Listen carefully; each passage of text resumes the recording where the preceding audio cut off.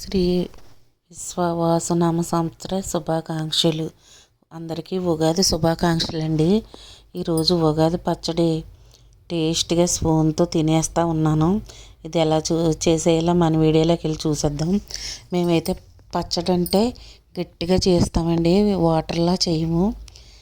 అయితే దీనికి అరటిపళ్ళు, బెల్లము, పువ్వు, మామిడికాయ, కొబ్బరికాయ, తర్వాత వేపిన పప్పు, సపోటా పళ్ళు, ఇలా ఫ్రూట్స్ అన్నీ వేసి అరటిపళ్ళు ఎక్కువ వేసి గట్టిగా చిక్కగా చేస్తాను. నేను ఎక్కువ క్వాంటిటీలోనే చేశాను, ఎందుకంటే చాలామందికి పంచిపెట్టాలని ఒక బకెట్ చేశాను అనమాట.